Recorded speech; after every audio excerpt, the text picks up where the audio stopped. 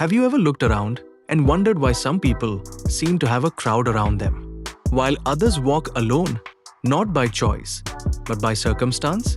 Today, we are talking about something most people feel, but very few openly admit. Why do some people have no friends? Not temporary loneliness, not a phase, but a deep, persistent absence of close friendships. Society often labels such people as boring, arrogant, antisocial, or emotionally weak. But the truth is far more complex, layered, and uncomfortable. There is an untold psychology behind friendlessness that no one really talks about because it forces us to confront our own fears, insecurities, and emotional wounds. In this video, we will go beyond surface-level explanations. We will explore the hidden psychological patterns, subconscious behaviors, and silent struggles that shape a friendless life. And by the end, you might realize that having no friends does not always mean something is wrong with you, but it does mean something important is happening within you. Let's begin. Emotional depth that most people cannot handle. Some people feel deeply. They think deeply. They question deeply. And while the world celebrates depth in poetry and movies, in real life, emotional depth often isolates people. Many friendships today are built on light conversations, shared entertainment, and surface-level bonding. But deeply introspective individuals naturally steer conversations toward meaning, truth, and self-awareness.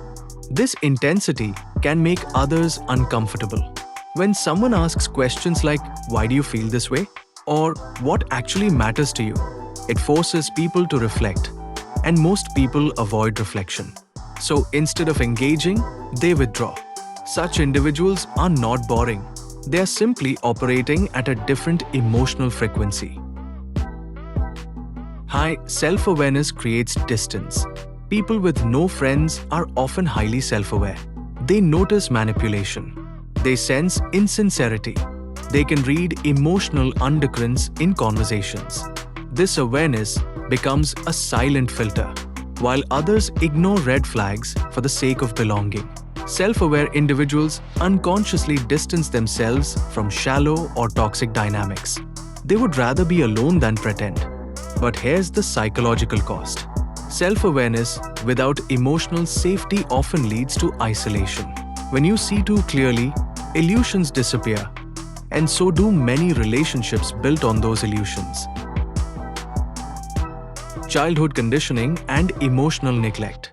Many friendless adults were emotionally neglected as children. Not necessarily abused, but unseen. They grew up learning that emotions were not welcomed, needs were inconvenient, and vulnerability was unsafe. So they adapted by becoming self-reliant. As adults, they struggle with forming friendships because their nervous system associates closeness with discomfort. They want connection, but their body resists it. This creates a painful paradox. They crave belonging, yet feel uneasy when someone gets close. This is not a personality flaw. It is a survival pattern. Fear of being a burden. Some people have no friends because they believe their presence is a burden. This belief doesn't come from logic. It comes from internalized shame. They hesitate to call, text, or initiate conversations. They overthink their words. They assume others are just being polite. Over time, this self-erasure becomes invisible isolation. The psychology here is devastating. They don't lack social skills, they lack permission to exist emotionally. Excessive independence blocks connection. Independence is praised everywhere, but excessive independence is often a trauma response. People who have learned to rely only on themselves stop asking for help, sharing struggles, or leaning on others. They appear strong, composed, and self-sufficient. But friendships require vulnerability. When someone never asks, never needs, and never opens up, others subconsciously feel unneeded and drift away. Loneliness grows not from weakness, but from unshared strength. different life pace and priorities. Some people are mentally years ahead of their peers. They think about purpose while others chase popularity. They value growth while others seek validation. They prefer solitude over chaos. This mismatch creates loneliness. It's not that they reject people, it's that they don't resonate with common social rhythms. When your inner world moves faster or deeper than the outer world around you, isolation becomes inevitable unless you find your tribe. Unspoken social fatigue. Not everyone who avoids people hates people. Some are simply exhausted by constant social performance. Small talk drains them. Social masks tire them. Pretending costs energy. These individuals are not antisocial. They are selectively social. But society misunderstands this, labeling them distant or cold, which further pushes them into isolation. Their silence is not rejection, it is preservation. Trust issues hidden behind calmness. Many friendless people have been betrayed deeply at least once. Instead of becoming loud or aggressive, they become careful. They don't overshare.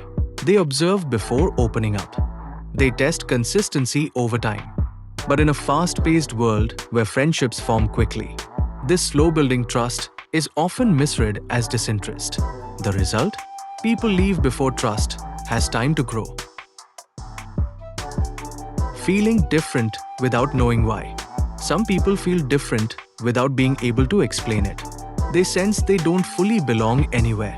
They adapt everywhere, yet feel at home nowhere. This creates a subtle identity loneliness. They don't lack social access, they lack resonance. Psychologically, this often happens to people with high intuition, creativity, or unconventional thinking styles. They don't fit into boxes, and boxes dominate social spaces. The loneliness loop. Here's the most dangerous part. Loneliness changes behavior.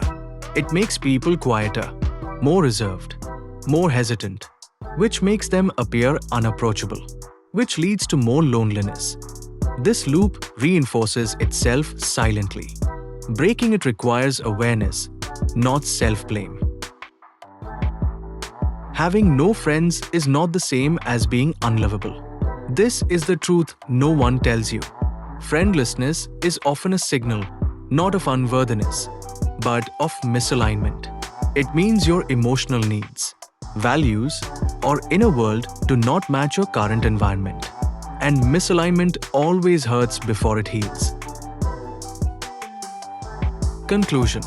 If you have no friends, let me say this clearly. You are not broken. You are not invisible. And you are not alone in this experience. Sometimes, loneliness is not a punishment, it is a pause. A space where you outgrow old versions of yourself before meeting people aligned with who you are becoming. True connection does not come from forcing yourself to fit in. It comes from becoming real enough to be found. If this video made you feel understood, seen, or even slightly relieved, then this channel is for you. Welcome to the Life Lab, a space where psychology, self-awareness, and inner truth come together. Here, we talk about the things people feel but rarely say out loud. We explore the mind, the emotions, and the silent patterns shaping our lives. If you want content that challenges you, heals you, and helps you understand yourself at a deeper level, subscribe to the Life Lab. Because growth begins where honesty starts. And this is just the beginning.